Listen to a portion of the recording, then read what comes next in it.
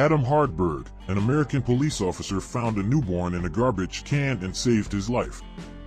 25 years later, when he was no longer a police officer, he received an unexpected phone call that changed his life forever. Adam Hardberg was born and raised in Oregon. He was always an open-hearted person and very determined with the things he set out to do. As a teenager, he was a very curious and active boy. Although he lived in a large city like Portland, he was always hiking in the parks and woods in the area. He had an immense bravery to go deep into the woods until he found rivers and waterfalls, but Adam was terrified of coming across a bear in his path. When he finished high school, his parents said that Adam should choose a career to pursue. He didn't have many doubts. "I wanted to be a policeman." He was never a boy who liked guns or dreamed of taking part in a gunfight against bandits. Adam was more interested in protecting the community and people, how he could make a difference without hurting anyone. But he was aware that if he was a police officer, he would also have to participate in direct action against people with bad intentions. Still, Adam didn't abandon his ideals. He learned to shoot and identify the different types of drugs, read a lot about the legislation, and tried to approach people in the most correct way possible. The young policeman did all the rigorous training of the academy, as the booklet said. What he didn't know is that life was about to put his vocation to help people to the test, and in a very serious and extreme way. Years passed and Adam Hardberg continued on the streets of Portland. He made routine rounds, participated in investigations linked to the sale of narcotics, and occasionally chased thieves through the neighborhoods. But the day that changed everything for the policeman started like any other. He left the police force building in his car. He drove through some neighborhoods in Portland very slowly, noticing everything that was moving that morning. Suddenly, as he entered a residential area on the fringes of the city, the officer heard a very unusual noise that caught his attention. At that time of day, there weren't many people on the street in the neighborhood. Most of the residents had already left for work. In a state of alert, he decided to follow the sound. It grew louder and clearer as it got closer. Adam decided to get out of the car to look for the source of that noise more calmly and precisely. He wasn't sure what was going on, but it looked like something worth investigating. He followed the noise to a street corner that was well known and dangerous for drug trafficking and crimes caused by rival gangs. And it was precisely this heavy history of the region that worried the officer. As he walked through the neighborhood, he kept his hand close to his holster, praying he didn't have to draw his gun. Adam was tense. I thought anything could happen at any time. As he rounded the corner, he saw a group of people who looked very distressed. Did you like this story? Check out many other real and exciting stories on our channel. See you later. When they saw Adam, they ran towards him, all talking at the same time.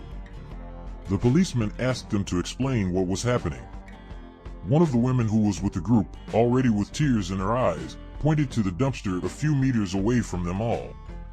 Adam started towards her, already imagining it was a drug shipment, but when he got closer, the sound he'd been hearing earlier came back. At first, he thought it was a cat, but now, so close to its source, he was sure the situation was more serious than he had imagined. There were the sounds of a baby, which was deposited there in a trash can next to several garbage bags and blowflies.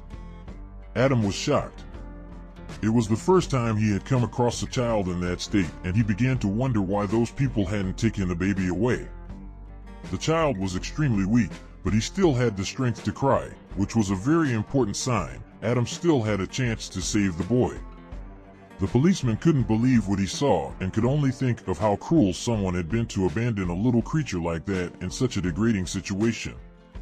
Throughout his career, Adam had already dealt with real stories of people leaving babies at fire stations, giving them up for adoption, and even to orphanages, but in dumpsters it was the first time. Then the policeman took a deep breath, organized his thoughts, and began to act. As the boy cried, the policeman removed the garbage that was on top of his little body and, very carefully, pulled the baby out of the trash, putting the child in his arms. Despite still showing clear vital signs, Adam sensed that something was off, as the boy seemed to be breathing slower than usual. He thought it might be normal in that scenario, after all the little boy had been for who knows how long, partially suffocated under the garbage. With no time to waste, he called 911 and didn't let go of the baby for a minute, keeping him warm and tight in his arms. Within minutes the ambulance arrived, and even though there were nurses and paramedics on the rescue team, Adam didn't think he could leave the helpless child alone again. He looked at the boy in his arms, who seemed calmer now. So he did what his heart told him. He climbed into the ambulance with the rescue team and went with them to the hospital, without taking his attention off the child at any time. On the way, Adam realized that he could no longer handle the baby without giving him a name. He deserved to be identified as an individual. Then he began to call him Gabriel, like the angel. Adam wasn't exactly a religious man, but he thought the name suited the little one's purity and sweetness perfectly. At the hospital, the doctor did several tests to make sure the child was okay. What Adam feared most was that Gabriel had contracted some illness from spending so much time in the garbage. Fortunately, despite everything, no signs of illness or serious symptoms were found. The doctor just drew attention to a redness on the boy's back, which could be an allergic reaction. It was very difficult for the officer to have to leave Gabriel alone in the hospital while he returned to his home and family, but as long as the boy was under medical supervision, Adam made a point of visiting him every day. Little by little, Gabriel gained strength and regained his health. The city's social workers took care of the boy's case, and before long he was chosen for adoption by the young couple Mary and James Wood. They lived in the town of Eugene, south of Portland, and fell in love with the boy as soon as they met him. And of course they were also touched by the story of his abandonment. During the adoption process, the couple learned that Adam Hardberg had been the police officer responsible for finding him and that he started calling the boy Gabriel. Mary and James liked the name and decided to keep it, which made Adam very happy. While he was relieved that the little one found a home so quickly, he was sad that he couldn't see him every day anymore. In the hospital, visiting him made Adam feel connected to Gabriel and also a little responsible for him. Gabriel grew up in a home filled with love and care. Mary and James, his parents, never hid from the boy that he had been abandoned and then adopted. He didn't become an angry person because of this rejection or traumatized, but he always found himself thinking about what could have happened to have him dumped in a dump on the outskirts of a big city.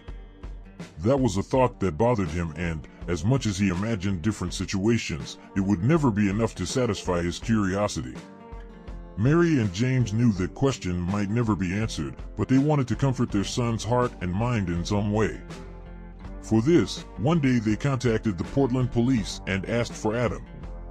Then they learned that the officer was no longer with that corporation, but had become a ranger of Oregon State Parks. Adam had requested a transfer sometime after the incident with Gabriel.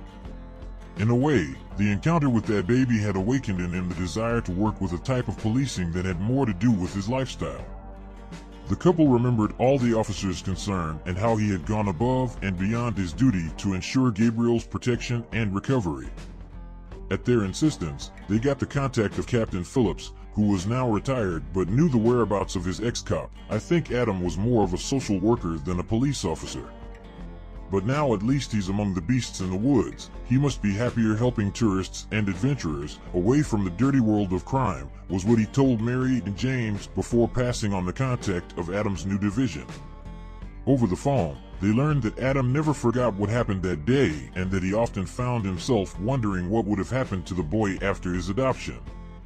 So they set up a meeting at Adam's cabin, next to a national park. It would be a great reunion. Gabriel was overjoyed to finally be able to meet the person who pulled him out of the trash, but also nervous. He wanted to understand why the cop had cared so much about him. And finally the meeting took place. Adam was so thrilled to see Gabriel grown up and healthy, so different from when he rescued him. He explained to the teenager that he never had children, and the closest he came to feeling like a father was when he took Gabriel in his arms for the first time. I know it sounds silly, but at that moment something changed. I felt some of what a father must feel when he sees his child in danger, he said.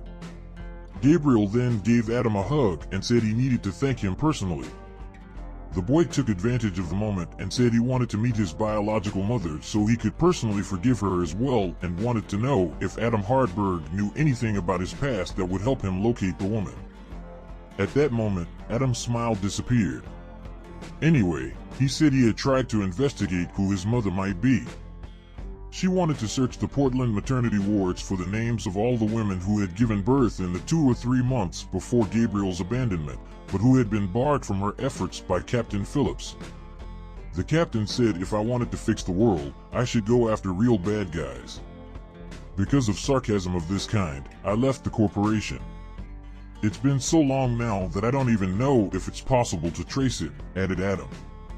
The boy felt sorry for that information. So he wouldn't be able to find his mother and understand what had happened 16 years ago. At the end of the meeting, before the boy and his parents left, the young man and the ex-cop exchanged contacts and decided to meet whenever possible. Gabriel just didn't expect the unbelievable news he would receive from Adam a short time later.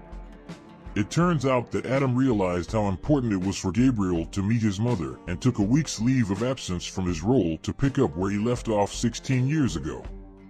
He knew it would be difficult, but he wouldn't start from scratch, as a lot of information he had stored in an old file. Adam began by calling every maternity hospital in Portland and asking for birth files from that era. Not all hospitals had properly organized files at that time, so he would have to make do with what they sent him, in addition to having to rely on luck. Fortunately, the files they sent had quite complete information on each patient, and he was able to discard the files of women who gave birth accompanied by their husbands and partners. Adam spent 2 full days sorting chips and another day making phone calls. It was already 9 o'clock on a Thursday night when he learned of a woman named Lillian Heatfield, who had given birth nearly 2 months before Adam found the baby in the dumpster. Of all the chips that have stood the test of time, this one seemed like the best bet. That same night he called Mary and James Wood. He said the woman lived somewhere on the outskirts of Cottage Grove, maybe in the middle of some woods, and they would have to go there to talk to her, as there was no phone record in her name. Mary and James were amazed at the information, as Cottage Grove was just a few miles from where they lived. If true, it was possible that Gabriel had practically grown up next to his birth mother, without knowing her and having no idea that she was closer than he could have imagined. The next day, Adam drove up to Eugene in his truck and picked up young Gabriel. From there, they drove along dirt roads and crossed streams until they found a small village of huts occupied by workers in the region's lumber industry. With a few questions for the people who lived there, they identified Lillian Heatfield's house. When they knocked on the door, a woman under 40 years old answered them, with a cigarette in her hand. She looked suspicious and got a good look at Gabriel. Adam Hardberg introduced himself as a park ranger and former Portland police officer, and wanted to know if the woman had lived in the city about 16 years ago. The woman said yes, but that she hoped one day she could forget the city and everything that had lived in it. Adam asked if she could tell him what had happened, and the woman confessed that she had been a horrible person and that if today she was nothing more than a poor widow, it was because she had deserved that fate. "I cursed myself, sir. I'm sure of it. God didn't wait for me to die to punish me. I married a bad man, did bad things, and now I live in this end of the world alone with my guilt," Lillian said. "Did one of those things you've done in the past involve a baby?" Adam asked, trying to sound as friendly as possible. Lillian's eyes filled with tears widened and she knelt down. She began to cry and say that her time had finally come. "You came to arrest me, cop?" "I told him that we were going to pay for what he did, I told him," Lillian said, in an increasingly anguished tone. Adam told her she needed to calm down and asked what the we pay story was. Who was us, anyway? Lillian explained that she had married at age 18 to Jeremy Heatfield, a boy who had become a totally different person since he started working cutting wood in the forests for the industry. When Jeremy discovered that Lillian was pregnant, he not only expressed unhappiness, he had suspected that the child was not his. The entire gestation period had been a real hell and Lillian suffered several threats daily. Jeremy said he would either leave or he wouldn't let her out of the house. He insistently asked her to have an abortion, as he would not risk raising another man's child. Lillian was afraid of threats, but she thought that when the child was born, Jeremy would see how the boy would look like him, and then his attitudes would change. Maybe they would even go back to being a couple in love like before their wedding. But that's not what happened. The boy was born, and Jeremy even forbade her to register the boy with his last name. Lillian said the man became totally paranoid and decided to steal from him one night while she and the baby were sleeping. When the man returned home without the child, Lillian became desperate and ran to call the police, but the man threatened her with a knife and said that it was too late for her to worry about that baby, and that he had done what he wanted. She didn't have the heart to do it when he demanded an abortion, and that now they should get out of town as quickly as possible. 1 year later, Jeremy died in an accident at work in lumber, which relieved the woman of a life under constant threats, but the fact is that she has never forgiven herself for not being able to protect her son. He developed a deep depression and to this day thinks about how his son would have been if he had survived. 1 year after moving in, this all I live for is a curse, sir. A curse for the crime I let happen to a helpless child. And now you are here to arrest me, she said. At this point in the story, not only she, but Gabriel was crying too. Adam then took her by the shoulders and said, "No one is going to arrest you, Lillian. Now take a deep breath and pay attention to what I'm going to say, because no one is here for fun. I found your boy 16 years ago and he's here to meet you." Lillian lifted her head and watched Gabriel once more. She didn't know what to do or what to think. She was in shock. Anyway, the two embraced after 16 years. The last time they did, Gabriel was just a newborn. "I survived, Mother. I survived," said the young man. At the end of that day, Adam Hardberg felt complete like never before in his life. The most difficult situation of her life had led to an investigation that was now complete. Not only had he found Gabriel again, but now the young man had understood his own story much better. For a boy who had nothing but garbage bags around him when he was found, he now had two moms, a dad, and a friend who would do anything for him. Did you like this story? Check out many other real and exciting stories on our channel.